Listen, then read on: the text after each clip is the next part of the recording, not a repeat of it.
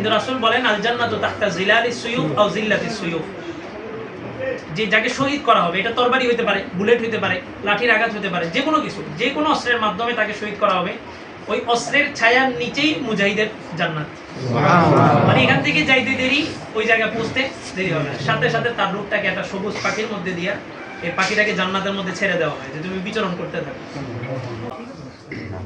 যে হেডলাইনটা দেওয়া হয়েছে আজকে, আমাকে বলা হয়েছিল, মনে হলো যে জীবনে অনেকগুলো কাজ করছি, অনেক কিছু করছি, এই একটা জায়গায় যদি অংশগ্রহণ করি তাহলে অন্তত আল্লাহ দরবারে কোনো না কোনো একটা জায়গায় নাজাতের একটা আবেদন করার মতো সাহস পাবো।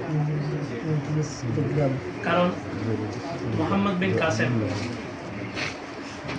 উনি যখন ভারতের সিন্ধু অভিযান চালাইছেন, রাজা জাহিরের জিন্দানখানাকে যখন ভেঙে দিয়েছেন, ওই যেই নারী আর্তনাদ করছে ওই নারীকে উদ্ধার করার পর উনি মাঠে আইসা আসমানের দিকে হাত উঠায় বলছিলেন, আল্লাহুম্মা কদ আদাইতু ফারিজাতি, হে আল্লাহ আমি আমার ফরজ বিধান, ফরজ দায়িত্ব যেটা সেটা আদায় করছি। উনি তো নামাজও পড়তেন, রোজাও রাখতেন, হজ যাকাত সবই করতেন, কিন্তু কোনোটাকে উনি ওইভাবে ফরজ হিসাবে নেন নাই। জিহাদের এই বিধানটা, একজন মাজলুম বোনকে উদ্ধার করার যে ফরজ বিধানটা, এটা কি উনি ওনার জীবনের সর্বোচ্চ ফরজ মনে করেন। এই কারণে উনি বলছেন যে আল্লাহ আমি আমার ফরজ দায়িত্বটা পালন করছি। আল্লাহ রাসূল বলেন পুরাটা ইসলামকে দাঁড় করানো হয়েছে পাঁচটা ভিত্তির উপরে। বুনিয়াল ইসলাম আলা খামস। এক নাম্বার শাহাদাতু আল্লা ইলাহা ইল্লাল্লাহ, সাক্ষী দেওয়া মানে ঈমান। দ্বিতীয় নাম্বার ইকামাতুস সালাহ, নামাজ কায়েম করা। ওয়া ইতাআজ যাকাত, যাকাত আদায় করা। এরপরে হজ্জে বাইতুল্লাহ মান ইসতাতা ইলাইহি সাবিলা। এই পাঁচটা খুঁটি, এটার উপরে ইসলাম নামক একটা চাদরকে বিছানো হয়েছে। পাঁচটা খুঁটি। স্বাভাবিকভাবে যখন চতুর্দিকে রাউন্ড করে পাঁচটা খুঁটির উপরে একটা চাদর বিছানো হবে, মাঝখানে চাদরটা কিন্তু ডাইবা যাবে, নিচের দিকে নেমে যাবে। রাসূল বলেন জারওয়াতু সানামিল ইসলামি আল জিহাদু ফি সাবিলিল্লাহ। এই যে মাঝখান থেকে যে চাদরটাকে উপরের দিকে উঠাইছে যে খুঁটি, ওই খুঁটির নামই হচ্ছে জিহাদ ফি সাবিলিল্লাহ। এর ব্যাখ্যা কি? মোল্লা আলী কারি রহমাতুল্লাহ আলাইহি বলেন যে এর ব্যাখ্যাটা হলো এই জিহাদ ফি সাবিলিল্লাহ সর্বোচ্চ মিনারা। মানে কি? মানে হচ্ছে এই একটা খুঁটিকে যদি মজবুত করে ধরা হয় তো আপনার শাহাদাত নিরাপদ, এই খুঁটি মজবুত হলে আপনার নামাজ নিরাপদ, হজ্জে বাইতুল্লাহ নিরাপদ, যাকাত নিরাপদ, ইসলামের সমস্ত বিধানগুলো নিরাপদ থাকবে ওই একটা খুঁটিকে যদি মজবুত করে ধরা হয়। এবং যে কোনো কাজ মানুষ উদ্বুদ্ধ হয় ফাজাইলের উপরে। তো রাসূল ফাজাইল সাহাবীদের সামনে রাখছেন যে এই ফজিলত। এখন বলে যে জিহাদ জিহাদ জিহাদ চাই, জিহাদ মরতে চাই। জিহাদ করে যদি মরার হয় তাহলে ওয়াইদু লাহুম মাস্তাতাতুম, কেন ওয়াইদু লাহুম মাস্তাতাতুম মিন কুওয়া মানে হচ্ছে জিহাদ মানে হচ্ছে হত্যা করা। জিহাদ মানে হচ্ছে আমি বাঁচবো, আমি সঠিকভাবে যেন বাঁচতে পারি সেটার জন্য যে প্রতিবন্ধকতা আছে এটাকে দূরে সরানো। তাহলে আমি জিহাদে যাই যদি জান বিসর্জন দিয়ে দিই, তাহলে আল্লাহ ওয়াইদু লাহুম মাস্তাতাতুম কেন বলছেন? জান বিসর্জন দিতে হলে তো কোনো ট্রেনিং এর প্রয়োজন হয় না, বরং আমি মারবো। তবে আমি যদি মরি অন্তত 10 জনকে আমি মাইরা তারপর মরবো, এটার নাম হচ্ছে জিহাদ। আর এটা আরো সহজ করে দিয়েছেন রাসূলের হাদিস, যে শুধু গর্দানটা পড়তে দেরি, তুমি নামাজ রোজা হজ যাকাত ইসলামের সমস্ত বিধান পালন করার পর একজন মানুষ জান্নাতে যাওয়ার জন্য মিনিমাম 1,20,000 বছর অপেক্ষা করতে হবে। মুসলিম শরীফের এক হাদিসে আসছে সর্বশেষ যে ব্যক্তি ইন্তেকাল করবে সে তার কবরের মধ্যে 40,000 বছর থাকতে হবে সর্বশেষ।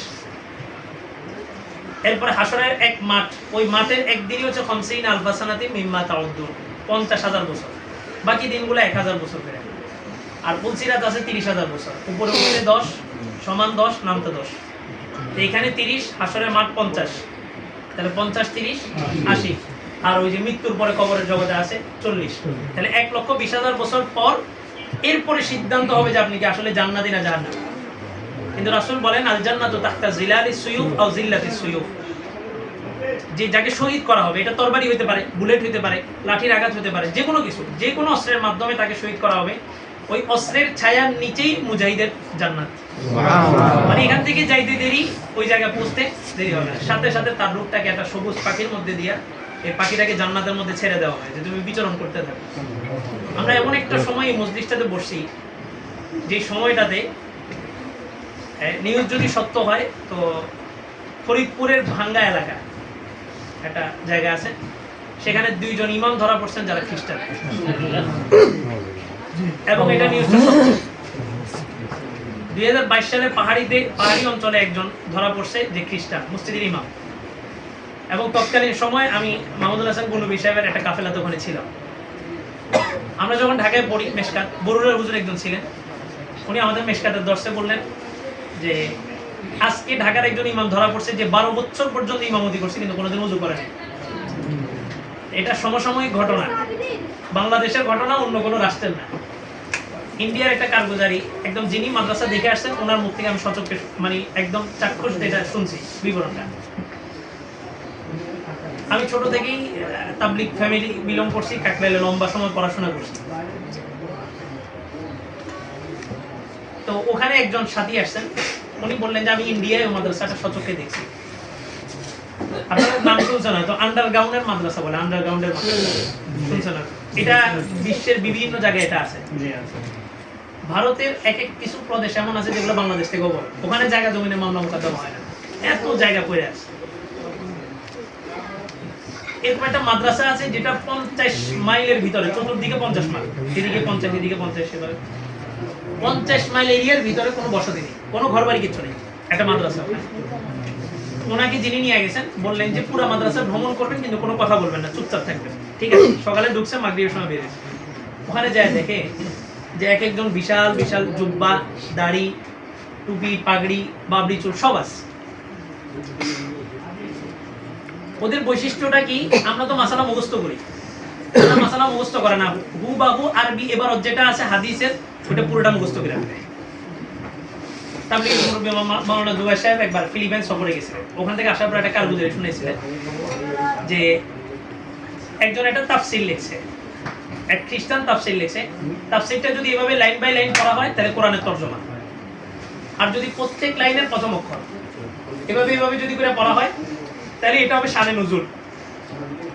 আর যদি তেসরা করে পড়া হয়, প্রথম লাইনের প্রথম অক্ষর, দ্বিতীয় লাইনের দ্বিতীয় অক্ষর, তৃতীয় লাইনের তৃতীয় অক্ষর, এভাবে তেসরা করে যদি পড়া হয় তো এটা ওই আয়াতের ব্যাখ্যা। এই কিতাব পড়ার মতো যোগ্যতা আমাদের মুসলমানদের এখনো হয় নাই, লেখা তো বহুত দূর। এই কিতাবটা লিখছে একজন খ্রিস্টান, এত যোগ্যতা সম্পন্ন তারা। তো ওই মাদ্রাসার ভিতরে সবাই উর্দু কায়দা থেকে নিয়ে একদম বুখারী শরীফ পর্যন্ত সমস্ত ইবারত মাসালা তো বুঝতেছে, পাশাপাশি একদম ইবারত মুখস্থ করেন। এরা কি করে? এরা বিভিন্ন অঞ্চলের বিভিন্ন জায়গায় যায় শাইখুল হাদিস, এরাই শাইখুল হাদিস। জিহাদের অপব্যাখ্যায় কে সুস্থ মস্তিষ্কের কোনো মানুষ করবে? সাহাবায়ে কেরামের ব্যাখ্যা ছেড়ে দিয়ে অন্য ব্যাখ্যা সুস্থ মস্তিষ্কের কোনো তাওহীদবাদী বিশ্বাসী, তাওহীদের উপরে বিশ্বাসী, সেটা গ্রহণ করবে না। কিন্তু এখন গ্রহণ করতেছে কে? বলতেছে শাইখুল হাদিস বলতেছে। পুরা মাদ্রাসা উনি ঘুরছে, উনি মানে আশ্চর্য হয়ে গেছে। ওই মাদ্রাসার ভিতরে এমন সিস্টেম করা, 50 বছর যদি এরা পৃথিবীর সাথে যোগাযোগ নাও রাখে কোনো সমস্যা নেই, ওখানে চাল, ডাল, খামার, ফার্ম সব কিছু আছে, উৎপাদন সব।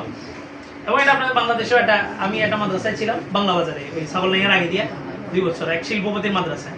ওখানেও ওই মাদ্রাসা আমরা এইভাবেই চালাইতাম, সব কিছু আমাদের ভিতরে ছিল, ফার্ম, তার মুরগি, এই তরু তরকারি, সবজি সবকিছু মাদ্রাসার ভিতরে। ওখান থেকে আসার পর মাগরিবের পরে যখন আসছে, আসার পরে বললো, শোনো তুমি তো জোহর আসর মাগরিব ওখানে কাটাইলা, কারণ নামাজ পড়তে দেখছো? কয় না। যেগুলো একটাও মুসলমান না। ইহুদি খ্রিস্টানদের বাচ্চাগুলা ব্রেনি, মেধাবী। আপনি দেখবেন আমাদের দেশের কোনো মেধাবী দেশে থাকে না, এরা কই যায়? সব বাইরে নিয়ে গেছে। এই সব মেধাবীগুলারে নিয়ে ওখানে বসাইছে। মুসলমানদের বিজয় মুসলমানদের থেকে ততদিন পর্যন্ত ছিনাইতে পারবে না যতদিন পর্যন্ত মুসলমানদের মধ্যে বিভক্তি না আনবে। এবার দারুল উলুম দেওবন্দের ঘটনা শুনেন। সাত্তার মসজিদ ছিল, এটা পত্রিকাতে আসছে তৎকালীন সময়। সাত্তার মসজিদের একজন ইমাম ফজরের নামাজ পড়াইতো, তার কণ্ঠ এত সুন্দর ছিল যে হুজুররাই বলছে যে আপনি কি করেন, নামাজ পড়ান। অথচ দারুল উলুম দেওবন্দের ঘটনা আছে যে আয়েশা দপ্তরে এসে এক ছেলে বলছে, এত লক্ষ লক্ষ টাকা দিয়ে তুমি এখানে ডাল ভাত খাওয়াইতেছো, এটা কি খাওয়ার উপযুক্ত না? মোতায়েম সাহেবকে। তো একজন বলছে যে হুজুর আপনি কিছু বললেন না? তো বলে যে ও তো আমার দারুল উলুম দেওবন্দের ছাত্র না, ও এখানে গুপ্তচর হিসাবে আসে, খ্রিস্টান, ও ইহুদি খ্রিস্টানদের দাল গুপ্তচর হিসাবে এখানে আসছে। হাজিরা খাতা যাচাই করে দেখা যায় যে আসলে সেই মাদ্রাসার ছাত্র না। একজন প্রিন্সিপাল হাজার হাজার ছাত্রকে চিনা, তো জিজ্ঞেস করা হয়েছে আপনি কিভাবে চিনলেন? আমার একটু কষ্ট করে পানি তো বলে যে কিভাবে চিনছেন? তো বলে যে আমি দারুল দেওবন্দের যত ছাত্র এখানে পড়বে আমি স্বপ্নে দেখছি রাসূল প্রত্যেককেই দুধের নহর থেকে দুধ পান করাইছেন।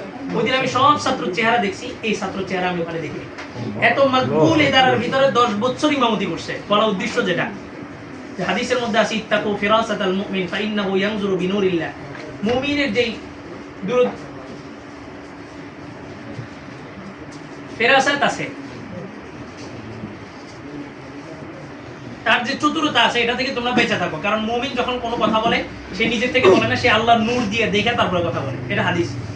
এরকম একটা মাকবুল ইদারার মধ্যে 10 বছর পর্যন্ত ইমামতি করছে। যাওয়ার সময় চিঠি লিখে গেছে যে আমি মুসলমান ছিলাম না, সম্ভব যদি হয় 10 বছরের ফজরের নামাজ কি করবে ধরে নেন। দারুল দেওবন্দের ঘটনা, অন্য মাদ্রাসা না। আমরা তো এখন ইন্টারভিউ নিতেছি কিসের? কণ্ঠের। আমরা তো ওই তাকওয়া দেখতেছি না। তো 10 বছর পরে ইফতার বোর্ড বসছে যে যার যতটুকু সম্ভব কাজা করে নিবে, পুরোটা তো আর উমরি কাজা সম্ভব না। আল্লাহ আকবার। আমাদের হাটাজারি মাদ্রাসার ঘটনা বলা হয়েছে, এটা গ্রহণযোগ্য কোনো বর্ণনায় পাইনি। ওখানেও নাকি 2 জন জ্ঞান মুফতি ছিলেন যারা দিনে গোসল করতেন না, রাতে গোসল করতেন। ওনাদের এখানে খোলস ছিল, এই খোলসের ভিতরে ক্যামেরা লুকানো ছিল। এই 100 বছরের এই শতাব্দীর ভিতরেই বের হয়েছে আমিন জোরে বলবেন, আসতে বলবেন। তো ওই দারুল দেওবন্দের ওই শিক্ষক, ওই ইমাম যখন যাচ্ছে তখন লেখা গেছে যে আমি মূলত মুসলমানদের ভিতরে সূক্ষ্ম সূক্ষ্ম কি কি বিষয় আছে। আজকে মারামারি তো হওয়া দরকার ছিল নামাজি আর বেনামাজির ভিতরে, কিন্তু মারামারি এখন কিসের মধ্যে হইতেছে? সবচেয়ে যে কাজটা পুরো পৃথিবী ছড়াই গেছে তাবলীগ, এটা এখন কি হয়ে গেছে? মুহূর্তের মধ্যে শেষ হয়ে গেছে। আপনারা বিষয়টা ব্যক্তি বিদ্বেষ নিতে পারেন, এক ব্যক্তির কারণে না, এক ব্যক্তির কারণে।